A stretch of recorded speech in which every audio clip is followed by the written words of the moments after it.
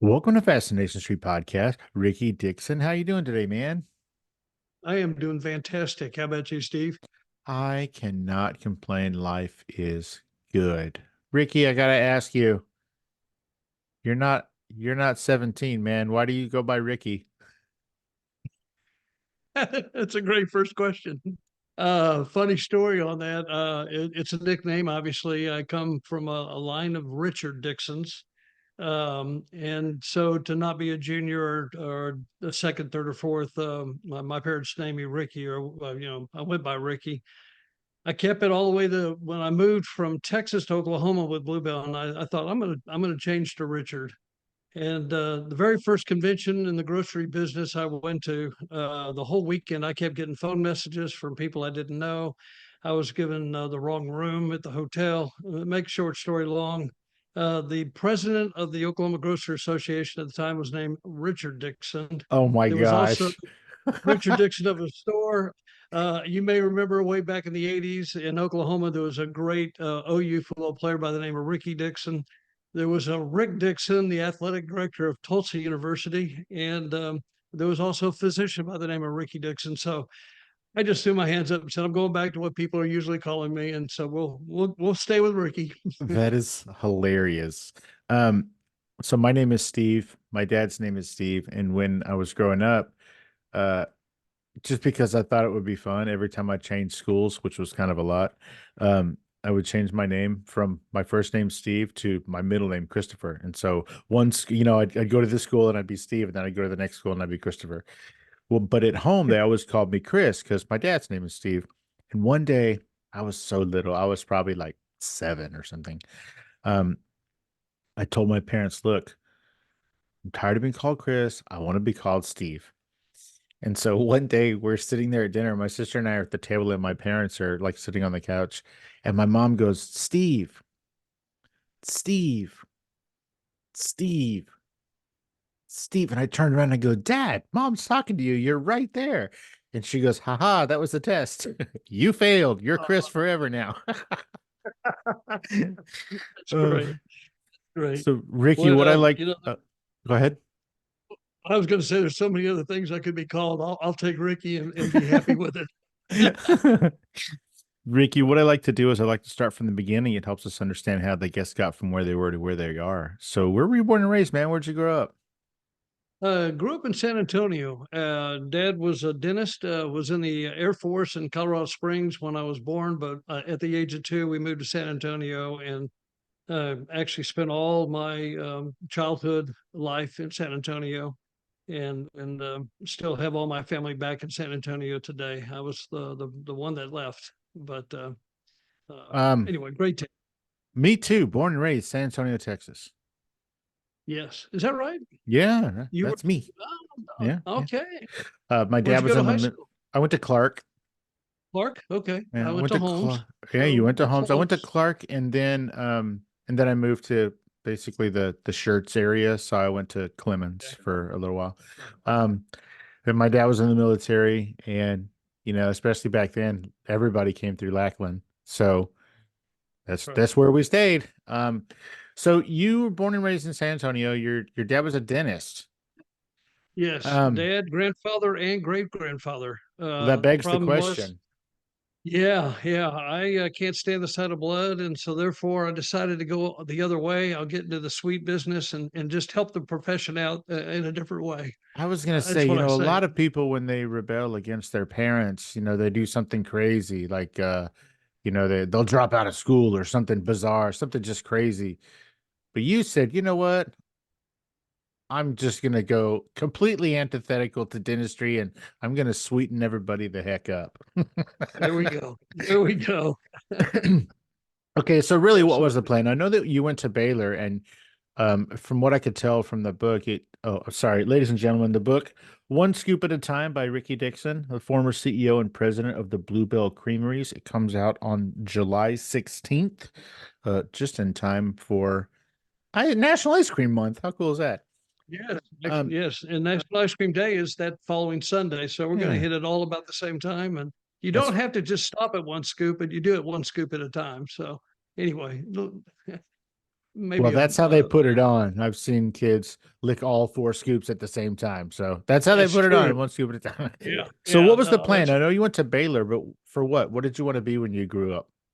yeah, really a great question. In the beginning of the book itself, I say in the book that at the time I was a lot of part last couple of years in high school. I was dating a girl.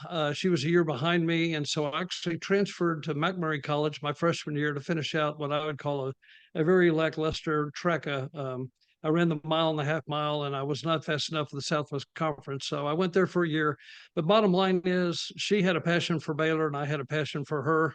And so as soon as she decided to go to Baylor, that was where I was headed myself. And ironically, I didn't necessarily have a plan. I didn't. I had, you bounce around from what you want to be when you grow up type professions, and yet I knew I it would land in the business area, and so I kind of focused on business. But I will say, the first week we got to Baylor, we actually broke up, and so the thought of being together at Baylor was just to get me to Baylor, in my opinion. I really truly believe it was God's way of getting me to Baylor, because at Baylor, in a marketing class, I wrote a paper, or I had to follow a company for a full semester on how they relate to the consumer.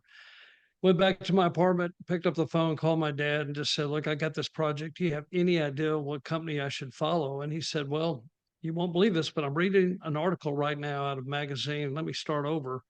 And he started reading about this little ice cream company in Brenham, Texas. I thought, how cool is that? So I called down, got an opportunity or an appointment to meet with the vice president of sales, and got all my research and wrote the paper. But it was while I was at Bluebell that I saw something. I don't. It's hard to put a handle on it, but there was a culture that I just was really taken by.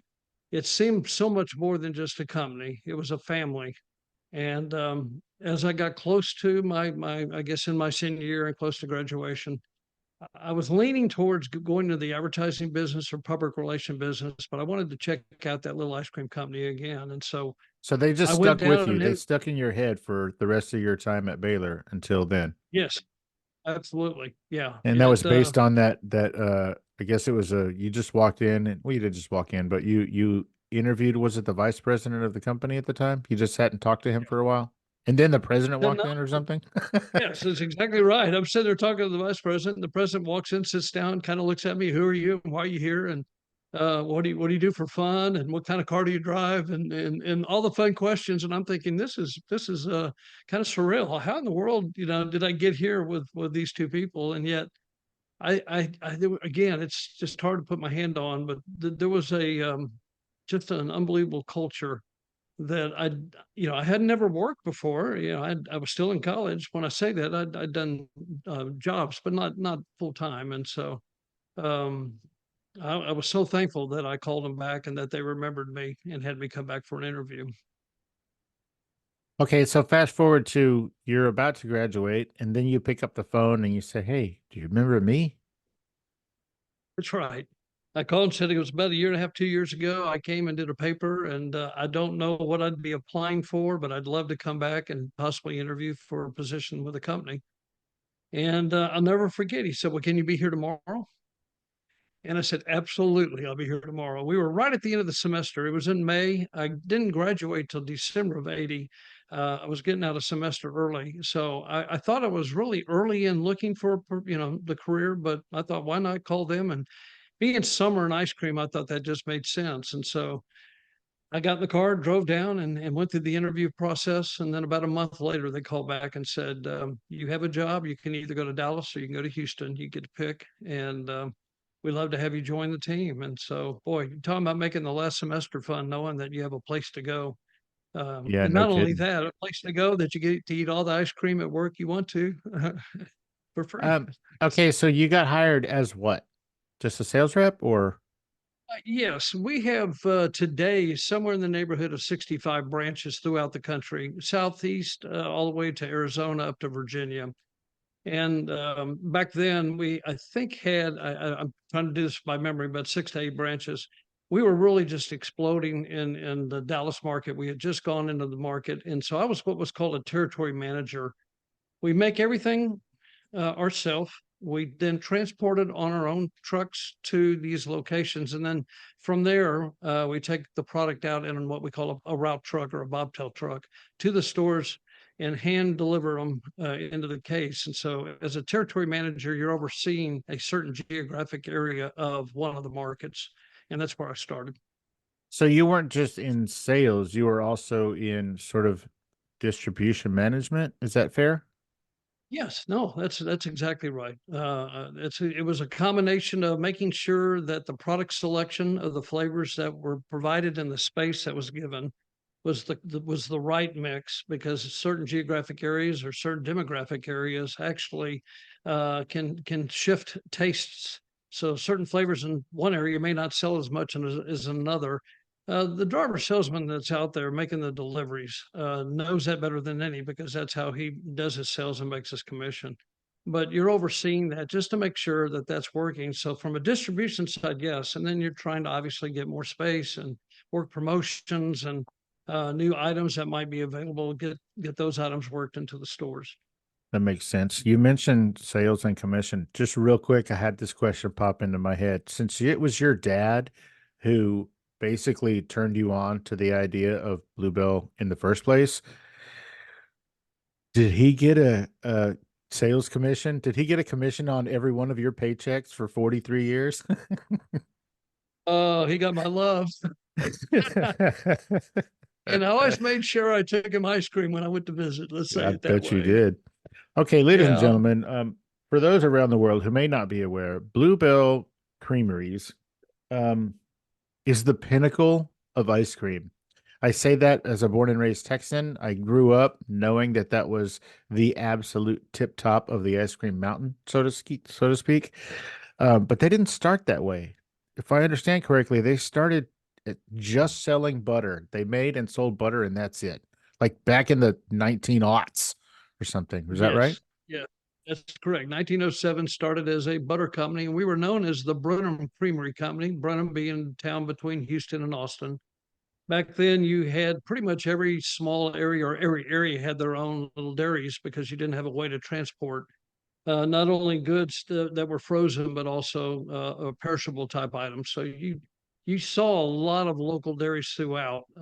We just happened to start with butter, and about 4 years later, took excess cream and made about 2 gallons of ice cream at the end of the day. You So had to eat it okay, though so pretty quick. that two gallons of ice cream a day that they were making, was that for sale or was that just for fun? I think it started maybe just as not I won't say an experiment, but for fun. But then we did sell it to the local community. Yeah, I like to say we're a direct store delivery model. We use trucks today. We used horses back then.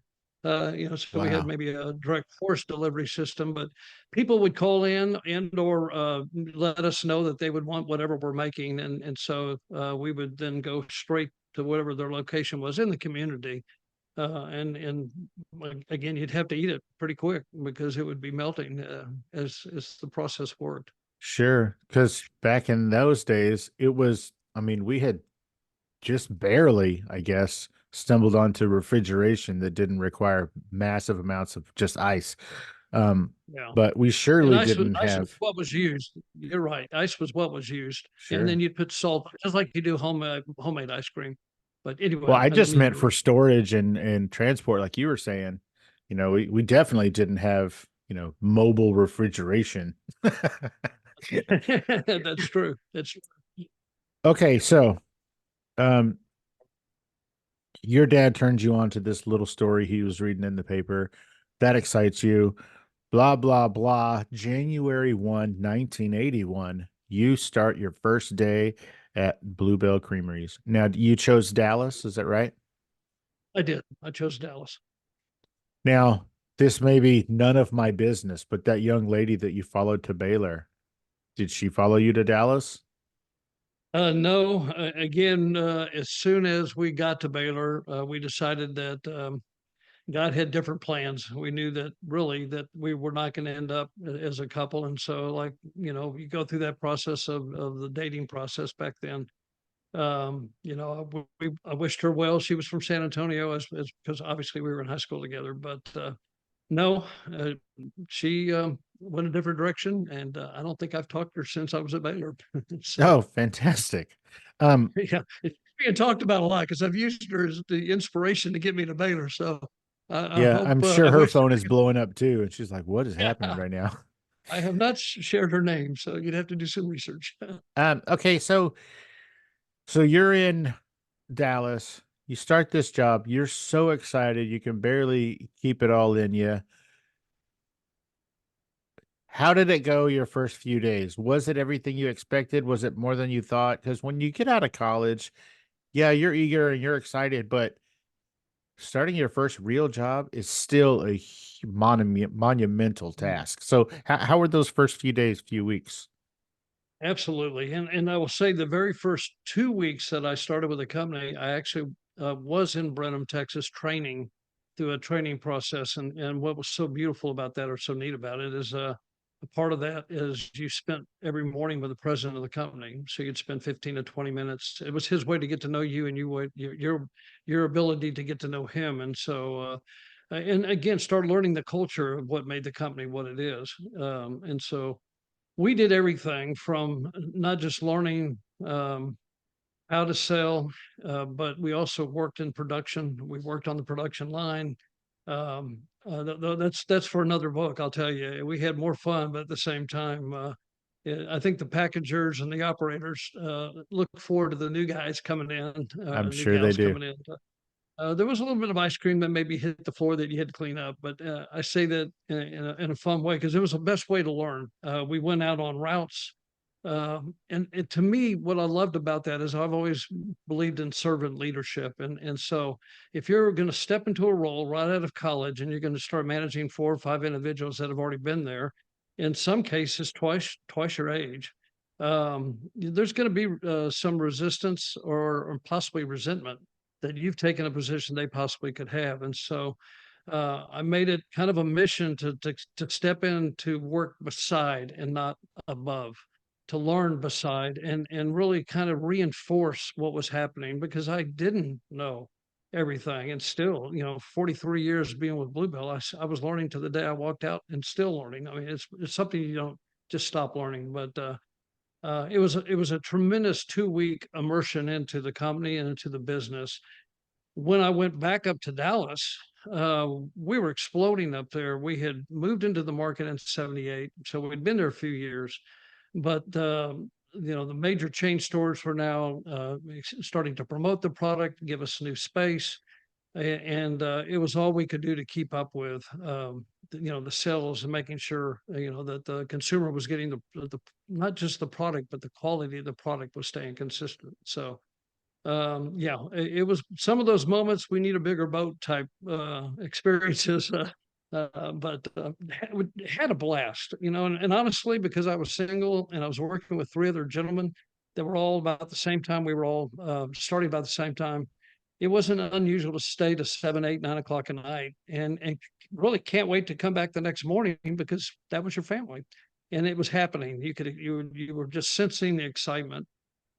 There's nothing better than to watch someone try a flavor of Bluebell, or more importantly, someone that gets a flavor that they swear we made it specifically for them, and to just see them light up when they eat it. Like I say, after 43 years and looking back, that has to be some of the highlights of my career is just listening to the testimonials because it's ice cream, but it's still a conduit to a better day. I mean, you could have a horrible day or you could have a fantastic day and you could end it both with a big bowl of Bluebell and it takes you somewhere. And so seeing that really kind of homed in on the responsibility to make sure that we were consistently doing that every time we made whatever flavor it is. So I gave you a roundabout answer on that, but I was having the time of my life and it was everything that I was hoping for. And while others in college were starting and stopping jobs, I found that I had landed in a place that I really could call home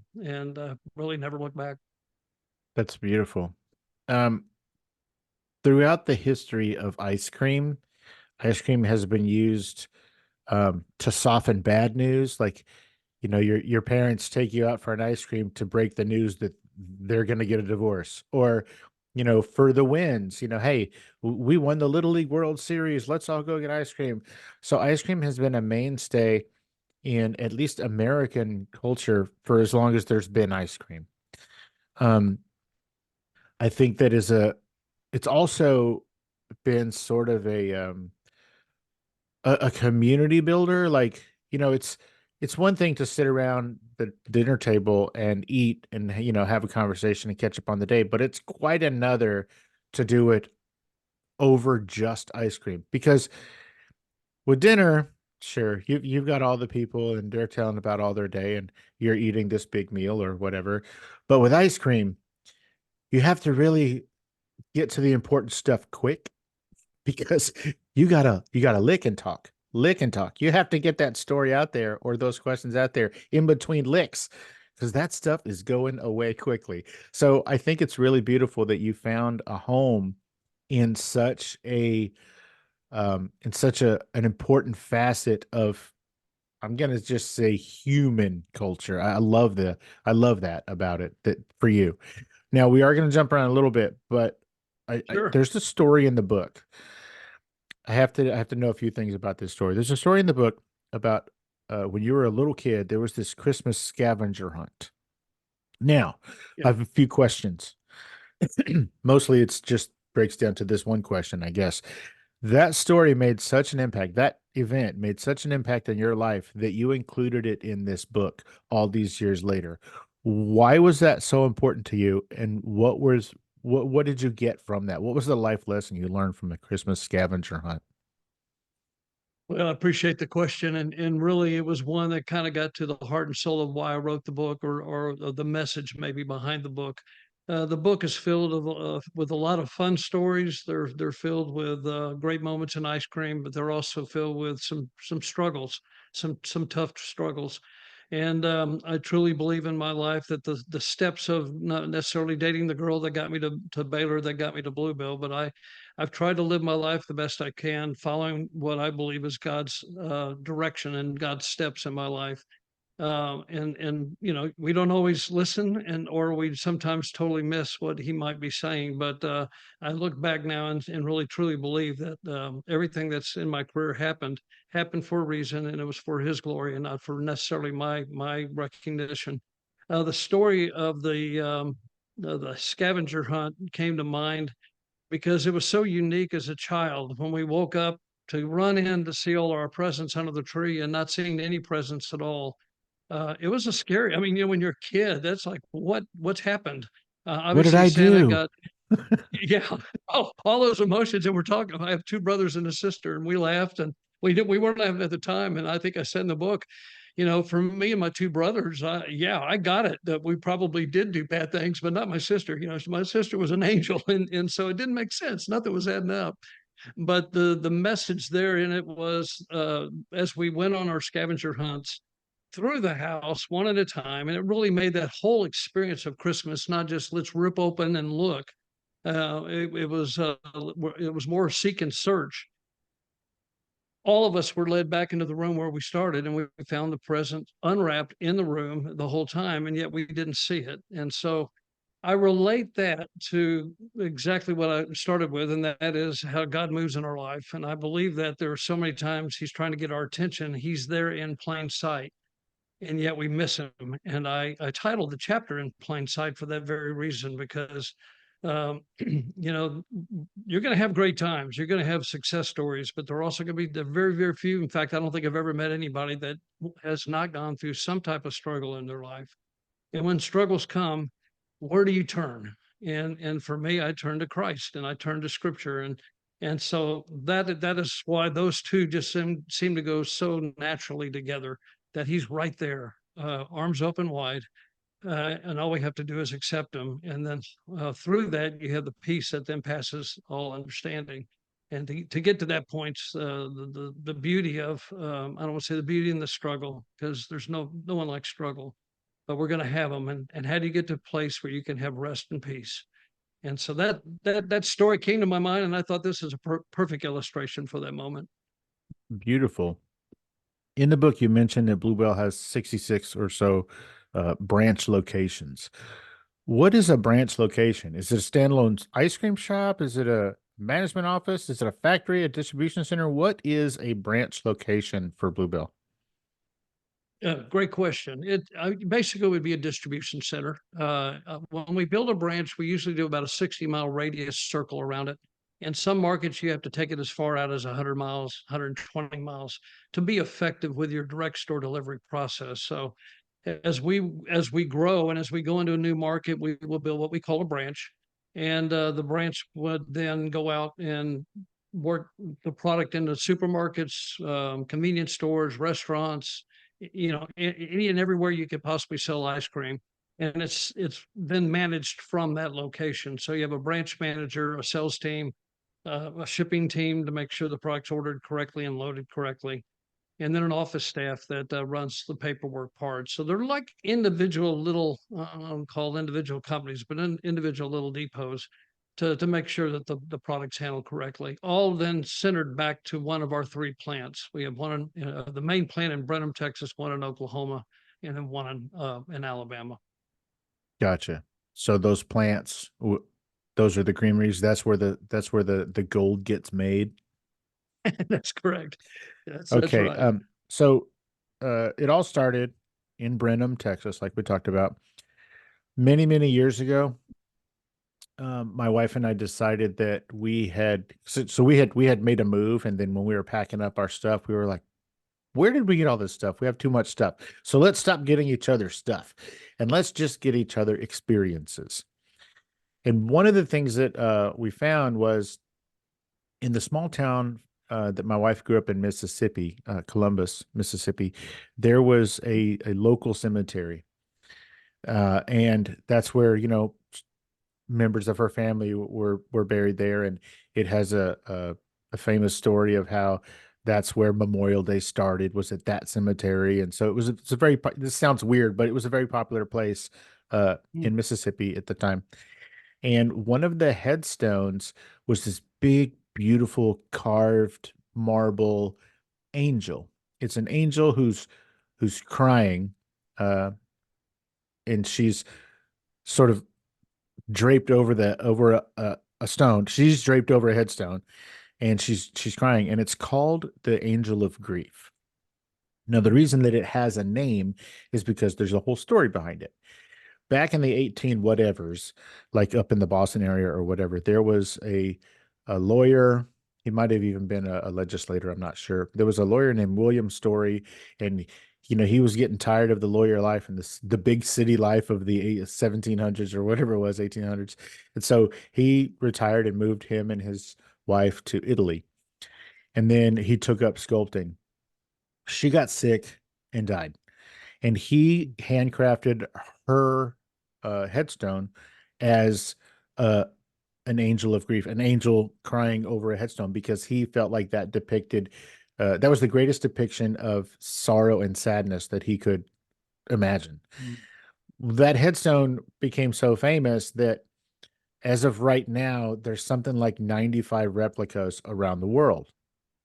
I bring all this up because part of the experience that we were giving each other every once in a while was we would go on these trips to go search out these headstones. And they're beautiful. Every one of them is just a little bit different. There's just a little bit of an artist's interpretation. And so they're all different, they're all unique, and they're all just beautiful. There's one in Brenham at a local cemetery in Brenham, Texas. My wife and I went there, and we took our son and his girlfriend at the time, and because he had gone away to follow a girl to to Aggie Dangerous. Land. Yeah, he had followed a girl to A&M, and so we kind of met up and we took them and we went on this basically a scavenger hunt to go find this Angel of Grief statue, and it's beautiful. It's a very very unique one. It's a lot different than the other ones, and it was a really really hot summer day, and we were just melting. We were sweating like it was ridiculous. So, do you know what we did? I'm sure you do. I hope I We, do. yeah, yeah, you do. You're all, I sure hope I do, or this is a long story for nothing. No, it's a great story, but it's going to So have me better in. we cooled off at the Brenham I don't know what it is, but it's like a tourist center basically. You get to walk in, you get to have ice cream. They give you a little tour, and you get air conditioning, and most importantly, you can get ice cream. Oh, and bathrooms. Bathrooms are pretty Yes, important yes. when you're walking around a cemetery. And so that, even though it was, golly, that was probably, well, it was 10 years ago, 9 years ago, Okay. 10 years ago. And we've visited many, many, many of those replicas, but that story is one of my favorites because of how it ended. It ended at my first time at the Bluebell Creamery Oh, place. And it ended with such a great, I mean, like I said, growing up in San Antonio, Bluebell is the pinnacle. And so to end that day, that scavenger hunt where I got to see my kid. I hadn't seen him in a while because he's away. And it was just a mhm. really, really wonderful way to end that visit and that trip and that excursion. So first of all, thank you. I appreciate you for keeping the company going long enough for me to get there. But it's those kinds of things that stick in your mind, and Bluebell is a part of that always. I mean, for over 100 years, Bluebell has been a part of that in somebody's lives. So thank you Mm. for that, and I wanted to share that story. That's a Um, great, great, great story. Thank you. you are welcome. Again, we're gonna go into a bunch of different places. In the summer of 2005, one of the deadliest hurricanes on record, uh, all but decimated cities and communities around the Gulf of Mexico. That was Hurricane Katrina. You go into great detail in this book about how Katrina affected Bluebell's branches in the area. I mean, I don't want you to read the book to everybody because I want them to buy it, but Yeah, can you go into right. a little bit of detail on that event Sure. and what it did Absolutely. to Bluebell? It was an unusual time, and like all weather patterns, we were in a back in the 2004, 2005, I want to say even 2006. Hurricanes were really popping up left and right. And when I say hurricanes, we usually have hurricanes every year, but major hurricanes that were hitting landfall. And with Bluebell being positioned all across from the southern tip of Texas all the way around to the southern tip of Florida and then all the way up the East Coast, there are multiple branch sites that house, approximately anywhere from 500 to 700 pallets of ice cream that we use Can I have in one? the way of. Absolutely. Yes, it will we'll at least give you an aisle to start with, and if you can work your way to the next, that'd be great. But when a hurricane comes, you know that, if it hits the area, so let's just say whether it be Houston or New Orleans or Mobile, all the way down to Miami, and then again up the coastline, we have to put our branches in preparedness like any company would do. First and foremost is the employees to make sure we give them plenty of time to take care of what business is at hand at work and then get home and then do whatever at home to get their house prepared and then really get out of harm's way. And so we have found a 48-hour window is pretty much the sweet spot for doing that. So they have 2 full days to be able to make a decision on their own. But when you're shutting down a branch like I've described, two things are going to happen. Number one is people are going to leave, and two, you're going to lose power. It's pretty much very, very common when these hurricanes hit that the power of the city goes out of or the area. And so we have a full standard operating procedure of doing just that to make sure that we get the freezers as cold as possible, and then pray for the best. That it does as minimal damage as possible. Katrina was just unique in the sense that it really, when it hit Florida, hit the east side of Florida, went through Florida, came out in the Gulf of Mexico, and we first thought it was going to go up to whether it be Pensacola or Miami, excuse me, Mobile, but then it kept moving, and as we all know, it hit in the New Orleans area. What made this so devastating was not just the hurricane itself, but was, as we know, again, the levees broke, and we had the tremendous flooding that took place. The branch itself, when this happened, we were getting information was now underwater. And so, if you got a branch that has ice cream in a building that's now underwater, you pretty much, can see that it's a loss. And so we then had to sit and wait until we could get back in. And within about the 48-hour window, our branch manager was able to get in. And so this is one of these real unusual. Okay, bad news is our branch is underwater. Oh, wait.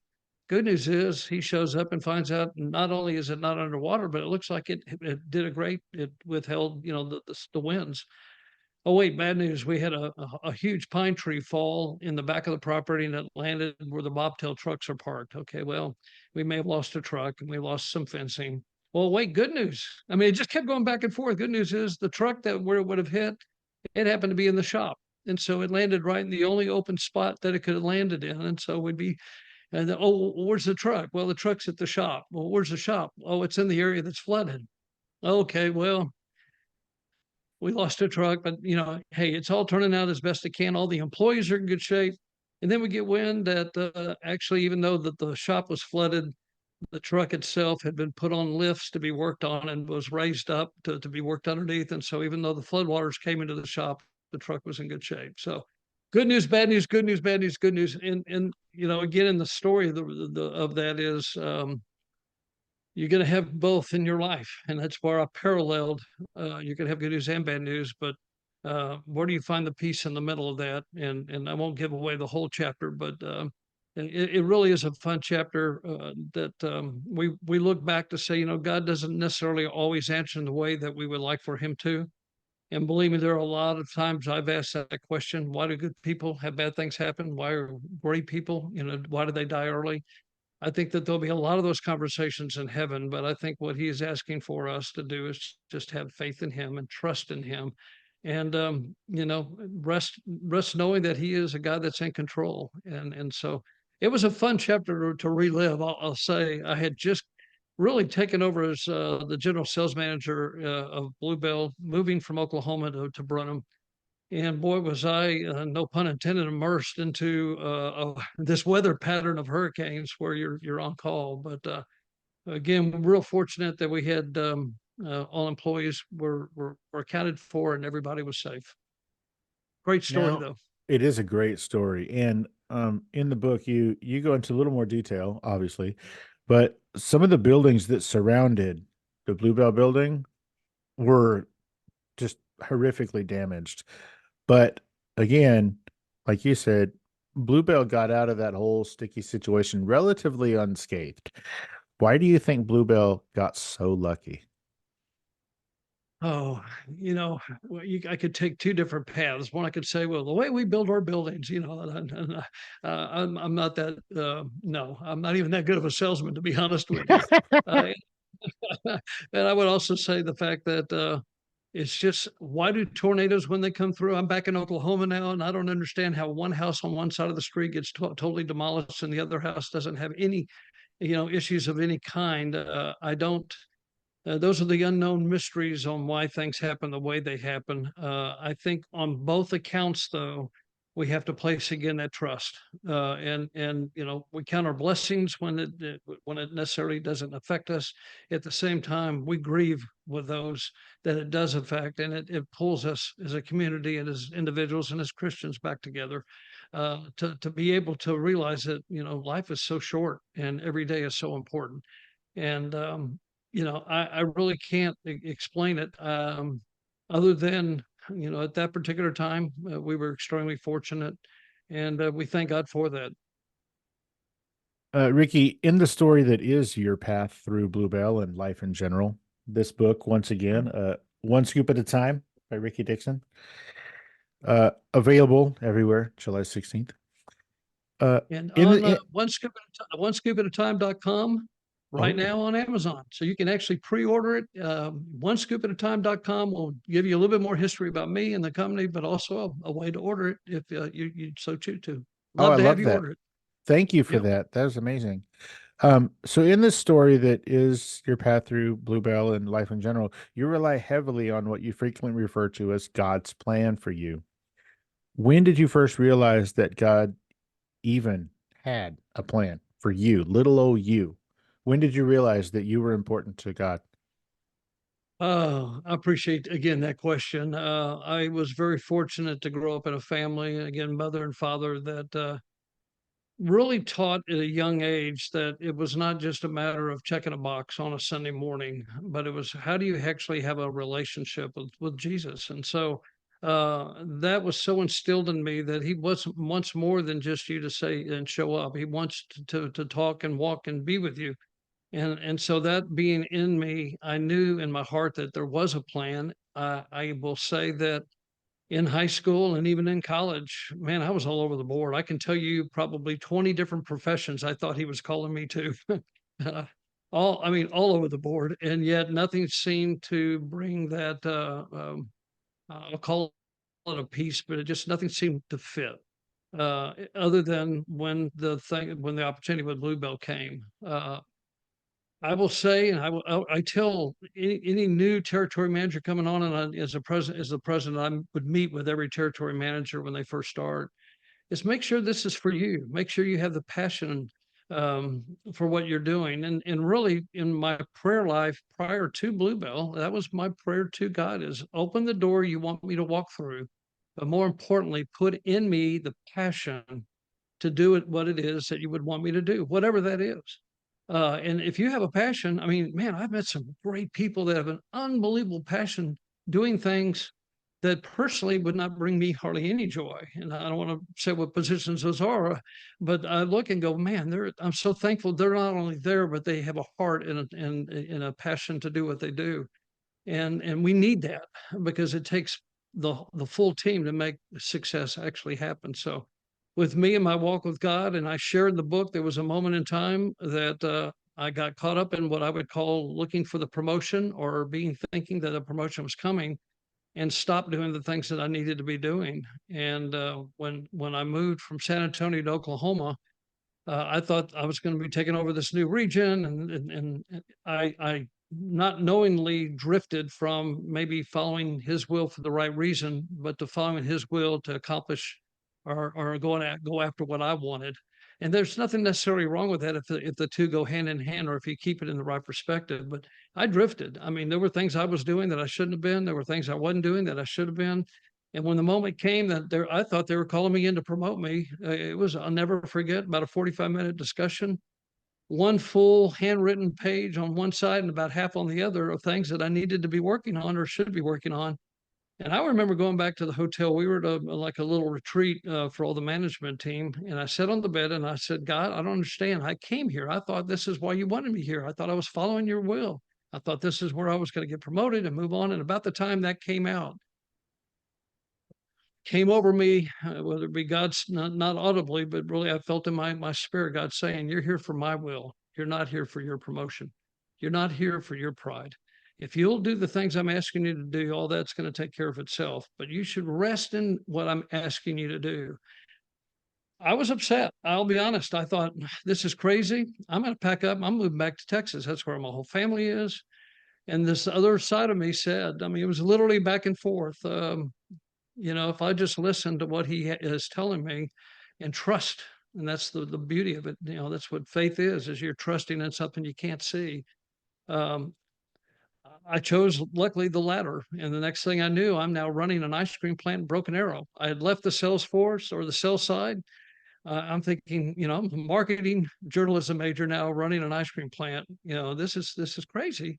But I knew in my heart that if this is where God wanted me, and I truly believed it, that He would equip me for that task. And He wasn't calling me to make the ice cream; He was calling me to lead the team in making the best ice cream possible. And so those stepping stones, I think, were instrumental in one day being asked to become president and CEO of the company.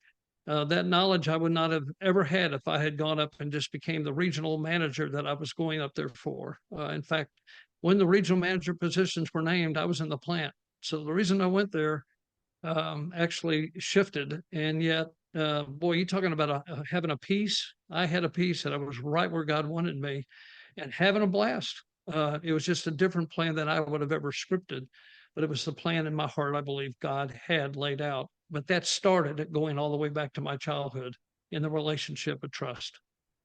Well, that brings up an interesting question. As we grow and eventually become adults, it's often hard to focus on life and its many idiosyncrasies. I mean, in the midst of college, married life, life as a father, growing your career at Bluebell, How are you able to continue to see, let alone trust in that plan? Yeah, and boy, you have some great questions, and I really appreciate it because I get asked that a lot, especially that the normal tendency is to want to climb a ladder or move up in the company. And I've seen so many times individuals get promoted and they go out of their skill set into an area that's not their skill set, and they become frustrated. Those around them become frustrated. I think that it's critical, especially looking back. You hear it when you're young, but you don't want to believe it. But I think time management in itself is so critical, and to be able to keep a balance. Um, the Paul Kruse, the gentleman that was president before I stepped in, was a great role model in that he would come in early. I mean, when I'd say come in early, maybe 5 or 5:30 in the morning to accomplish what he wanted to accomplish. But at 5 o'clock in the evening, it was family time. And you didn't wait till 5 to walk in and ask him a question because you knew at 5 o'clock he's going home to spend, time with his family. And so we all have a different, I would say, template of what that looks like. And yet I think that that is something for me to be not only mindful of, but prayerful of. God, if I've drifted too far in this area of maybe work, that I've left the responsibilities in the relationships back at home. I'll say there are seasons that you have to give. I mean, we've been through a lot as a company, and there are seasons at home that you go through a lot, and you have to be mindful of not neglecting maybe extra time during that time. But when that season ends, you need to shift back and get it back into balance. So yeah, I would say looking back, quality time first thing in the morning is when I spend with God. I wake up early. I've given that time to Him to set my, I guess, day up, and I also feel like because doing that, it allows me to be able to identify His voice as I go through the day. It gets me recentered. It's kind of like unplugging the computer and let it reset and then plug it back in. I've had that opportunity while I sleep, so I get up and I reset. And I have just found that it's if you really aren't going to know what God's telling you what to do if you don't recognize His voice. And so, spending time, I go back to that relationship. The more you spend with Him, the clearer that you understand that this is what He's asking you to do. Therefore, making it easier even when it's difficult. That's an excellent answer. We have spent the last few minutes on some pretty heavy stuff. We're going to end on some Okay, pretty light and fun stuff. Are you ready? I am ready. What is the flavor of ice cream that is on the cover of this book? Well, that's a great question. That is our strawberry ice cream. Strawberry. A lot of people have asked why strawberry. It's an interesting cover from the standpoint that ice cream is what usually catches your attention. The title, One Scoop of a Time. But if you read the entire title, at the top it says Stories and Lessons from Fear to Faith, One Scoop at a Time. And so I had a great time working with the team designing that cover. I didn't want the focus to be all about ice cream. So we shifted from cookies and cream or maybe Millennium Crunch or something with a lot of inclusions. I wanted it to be a flavor that you recognized. I wanted it to be more than maybe say a plain vanilla, although homemade vanilla is the heart and soul of our company. But we landed on it because of the contrast between the covers. It's all the dynamics that go into why you would even pick the book up. But the heart and soul is stories and lessons from fear to faith, one scoop at a time, which will talk about my journey, but it also talks a lot about Bluebell and how ice cream's made and some great testimonial stories of how the product has impacted certain individuals' lives. A great question, though. Thank you. What's your favorite flavor of Bluebell ice cream? I would always have to say homemade vanilla. That's the one that captured me from the very beginning, and it can do so many things with homemade vanilla. Right behind it, right now, is salted caramel brownie. Uh, I don't know. It's just wrong. It's so good. I mean, I It's wrong. absolutely love it. Now you The said that combination. you said homemade vanilla is the heart and soul of Bluebell. It Yes. is also the heart and soul of me. I am a huge fan of homemade vanilla. It is the best flavor. You can put it whatever you want to in it. I don't care, but if as long as that is an option, I am in. Now, I know you don't run things anymore over there. but what are the chances of a Fascination Street podcast Bluebell flavor partnership? And here's what I'm thinking. I'm thinking obviously homemade vanilla, orange, Sure. dark chocolate, and pecans because we're from Texas. Oh, All right, let's yeah. do it. Okay. Okay, I can definitely get that submitted. That's one of the fun jobs. We take about 200 suggestions a year and Whoa. narrow it down to about 16, 20, give or take. Some years 10. And the key is what not only can you make it taste like you think it should taste, but then also can you make it in a mass quantity. There's some great flavors. You just can't get maybe an ingredient of that nature. Or it just doesn't work. A lot of times people suggest M&Ms and ice cream, and they go in where you can bite through them, but when they come out, it's like eating pebbles. So, Uh-huh. um, so that part, and then have the R&D team make them, and then we sit and we eat ice cream. It's just it's the day I call home and say, go light, maybe or salads for dinner tonight, because today's the day we're gonna have to take one for the team and eat ice cream all day. But What's the I craziest can flavor get you've it. ever heard of? Uh,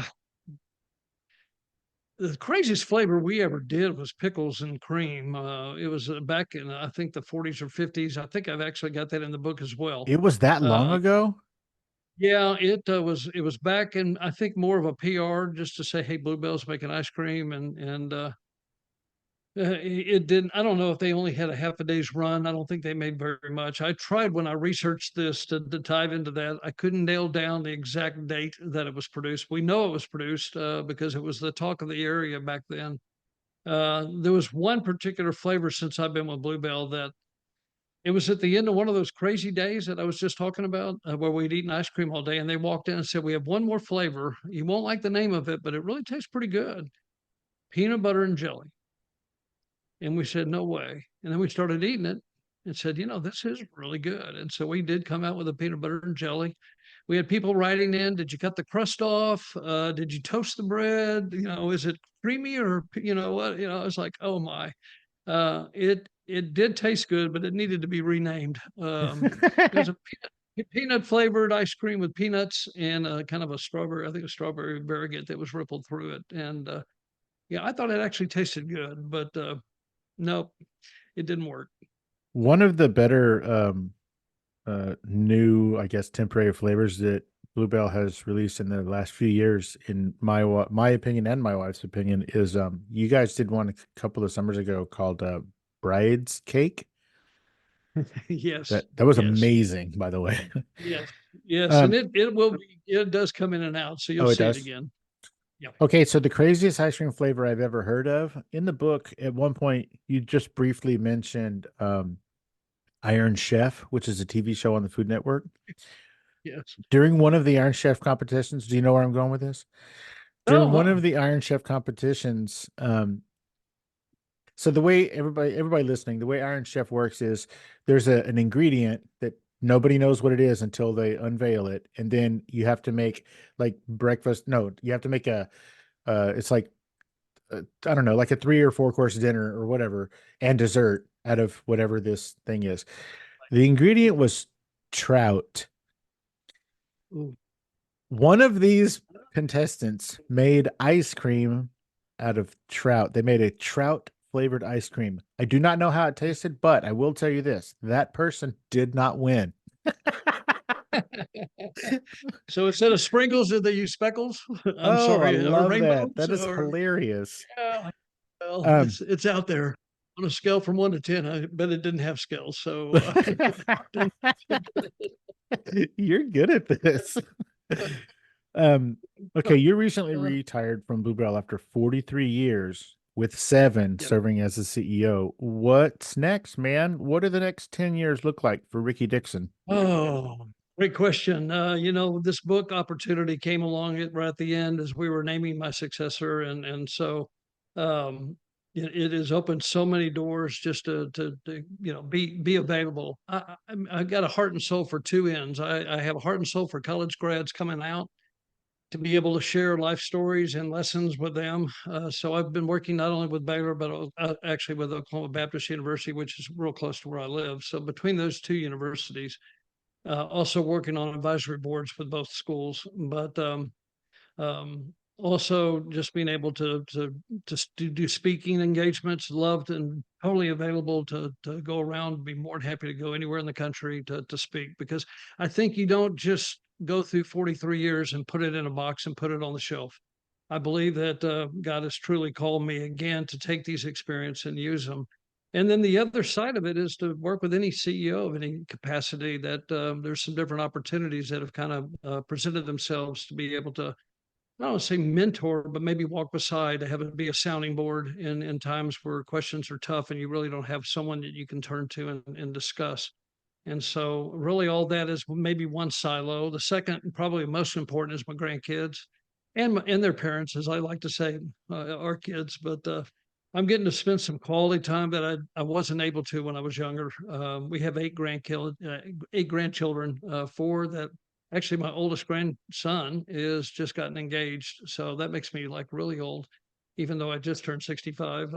But Happy birthday. from 21, well, thank you. Yes. Although, when you get those new insurance cards in the mail and all the things that go with it, it kind of, am I really getting a little older? But Yeah, I that's all just turned good. 50 last week and I'm still trying to come to terms with that. Yeah. I just don't think about it. But the cake was good and the ice cream. But between that and down all the way down to a 3-year-old granddaughter, so we're having a lot of fun. From t-ball games to piano concerts. And then the last would be travel. My wife and I love to travel. She is an avid fisher woman, and I have a hard time keeping up with her. It's in the book, and you'll see that. But I just really honestly want to be a vessel to be used by God in a way that would glorify Him. And so, whatever that looks like, again, my heart and my prayer goes back to where we started, and that is just put within me the ability to recognize that it's you that's doing the asking and the leading, and then give me the passion to do whatever that is. And that's sometimes hard to say because some things you just really don't want to do. But that passion part has been a real treasure to me. And so, anyway, that is, we're not bored right now, that's for sure. Yeah, I bet. A really good excuse to travel, a vehicle, so to speak, is to find something, sort of like the scavenger hunt. Like I was telling you, my wife and I go to visit those Angel of Grief headstones. Find something. It doesn't have to be that, but find a thing that's everywhere. Like those Angel of Grief headstones, like I said, there's like 43 or 48 or whatever it is, and they're in like about 9 different countries or something. But the majority of them are in America. I think there's 38 in America, and like 9 or 10 of them are in Texas. Um, a couple of them not too far from Oklahoma where you are. But just find something and go check them out. It's Yeah. it's a lot of fun, and you don't have to buy stuff. Most of the time. But no, I love that. And I may start in Brenham when I'm in Brenham next. It's really I pretty. think I may know the cemetery you're talking about, but that's beautiful. And The she original one definitely is is in my. Rome, and that was like the Holy Grail, so to speak, when we went to visit that one. It's beautiful. Well, Um, well, thank you. you're welcome. If somebody did want you to do some speaking, or they just wanted to chat with you as a sort of a CEO sounding board, how would they reach out to you? Would it be at onescoopatatime.com?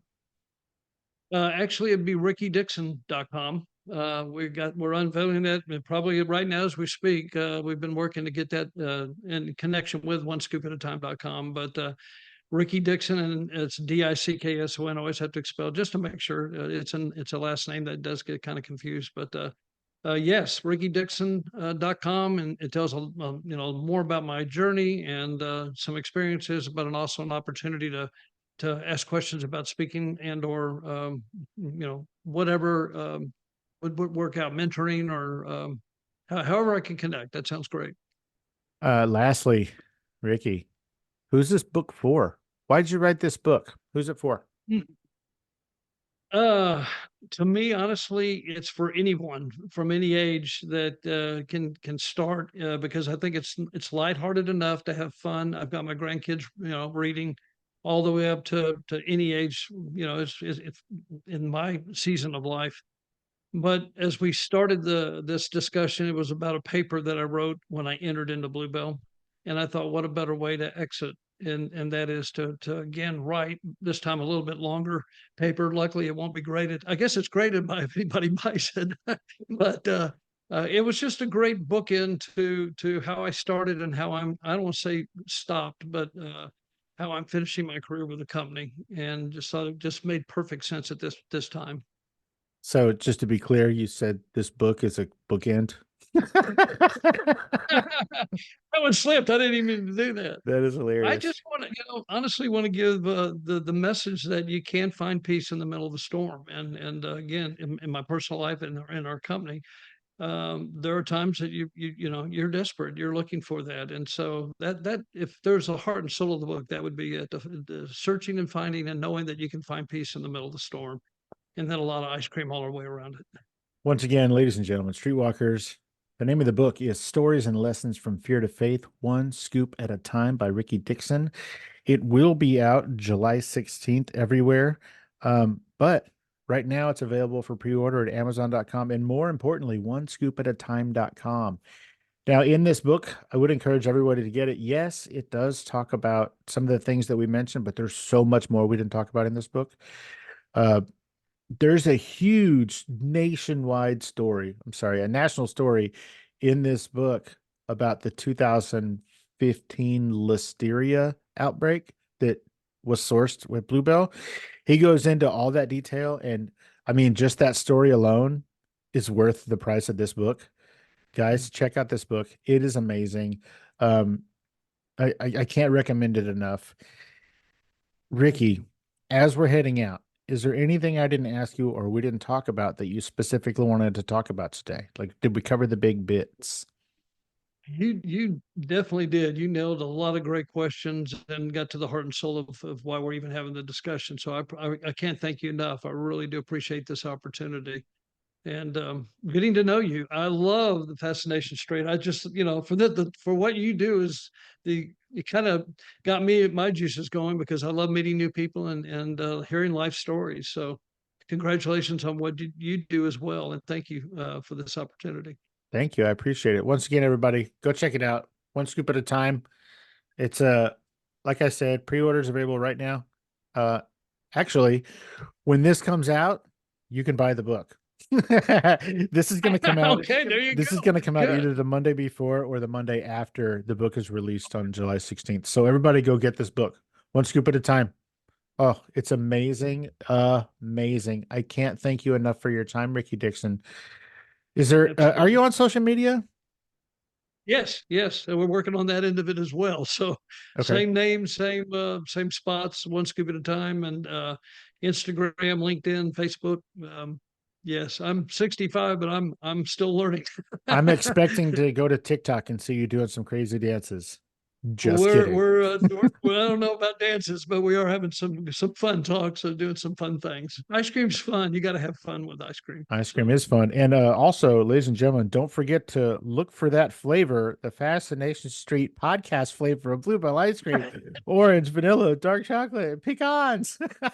all the, it will take you away from Rocky Road Street all the way to Fascination Street. How's See, that? that's what I'm talking about. We're moving from roads to streets. Oh, one of the things that I really think is cool about the name of Bluebell or the I guess the catchphrase or whatever you call it, the tagline, is that it's the best ice cream in the country. And you explained why that's a double meaning in the book. And it never dawned on me in all of these years that that was a double meaning. And I love it so much. Yeah, absolutely. It's All again, it right. goes back to that culture and simple things of life. I So love it. thank you. Ricky, I've taken up enough of your time. Thank you so much. I really, really, really appreciate your time and sitting and chatting with you was just amazing and wonderful. And I'm not kidding. Everybody go check out this book. It is a delight. Ricky Thank you, Dixon, Steve. thank you so much for taking the time out of your busy day and your hectic eating ice cream all day schedule to hang out and let us get to know you a little bit better on Fascination Street, man. I really appreciate it. You bet. Thank you, Steve, so much. Have a great rest of your week. Bye bye. All right. Take care. Bye bye.